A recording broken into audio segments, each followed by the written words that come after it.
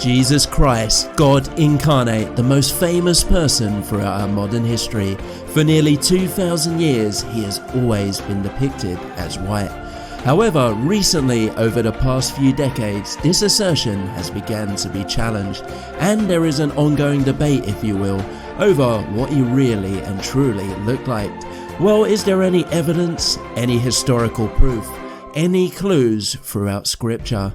Let's go through it all one by one. Thanks everyone for 10,000 subscribers. Please do subscribe for future videos. When it comes to the appearance of Christ, who would be a better impartial witness than the man who personally met him and sentenced him to death? Pontius Pilate was a Roman pagan who saw Christ up close and personal.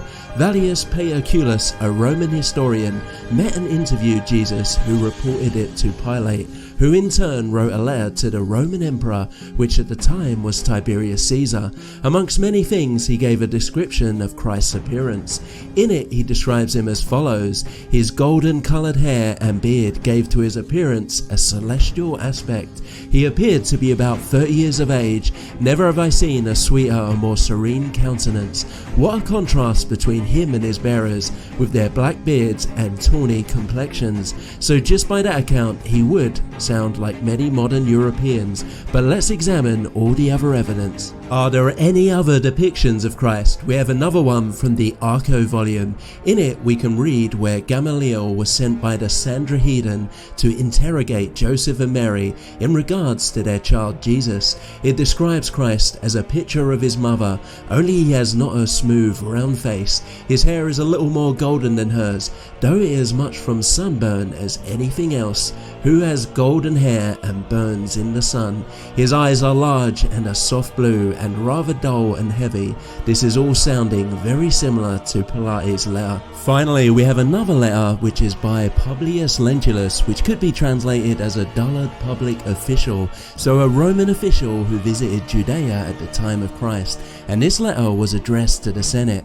In it, Christ's hair is described as the colour of chestnut, full ripe down to the ears, so again that would be a blondish colour. Furthermore, he says his face without spot or wrinkle, beautiful with a lovely red. So red cheeks, who do you see red cheeks on? His eyes grey, clear and quick in reproving hypocrisy. So that's 3 different accounts, all giving a very similar depiction of Christ. However, let's see what the Bible actually says. When God created Adam, the first man, he created him in the image of himself, in the image of God. Since Christ is God, it would only make sense that whatever Adam looked like would give us an idea to Christ's appearance. Furthermore, why did God specifically name the first man Adam? The name Adam is derived from Strong's H119, Adam, meaning to show blood in the face, i.e. to flush or turn rosy. Blushing is a hot red flushing of the cheeks unique to white people when they feel humility, shame or embarrassment, and is often associated with the inability to hold the head up and bear another's gaze. Even Darwin described blushing as the most peculiar and most human of all expressions. So what is God telling us here? That Adam could show blood in the face, could blush, had rosy cheeks. In that case, what would Eve look like, who was from Adam, and what would all their descendants look like? Is it not obvious to what Christ would look like? Throughout the Bible, we see the Israelites commonly described as being ruddy in their appearance. The word ruddy, similar to Adam, means when a white person has a red color, suggesting good health, a rosy complexion, and is associated with blushing or showing blood in the face. In the book of Samuel, we read that when Samuel discovered a young David, he was described as ruddy, with a beautiful countenance and goodly to look at. In other words, he was healthy looking with bright red rosy cheeks. David is again described this way in his duel with Goliath, ruddy with a fair countenance, so that's twice. David's son Solomon in the Songs of Solomon is also described as white and ruddy. It does not get more clearer than that. Since Christ descended from both David and Solomon, would he not resemble them? Would he not also be white and ruddy? Another word often used is fair, which is an Old English adjective meaning to have pale skin or pale yellow golden hair. So fair means light, such as a light white skin complexion, white to rosy red skin. beautiful and pleasing to the eye. In Genesis we read that the sons of God, the angels, saw the daughters of men, Adamites, that they were fair, and they took them wives, all of which they chose. In the book of Job we read, and in all the land there were no women found so fair as the daughters of Job. And in Daniel we read that Daniel and his friends, at the end of 10 days their countenance appeared fairer and fatter in flesh.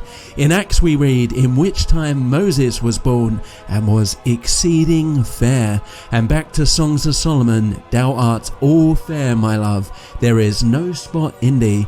Is it not obvious, if all these Israelites were fair, then so was Christ, he must have been white with fair skin. So what was the earliest artwork of Christ and the apostles like? How were they depicted? Looking at the early pictures from churches, monasteries, caves and catacombs, it's clear that Christ was always known to be white. The earliest known images are around the 3rd and 4th century. Initially he had no beard with short hair, but later on the images began to add a thick beard and longer hair. Modern images often tend to follow this today.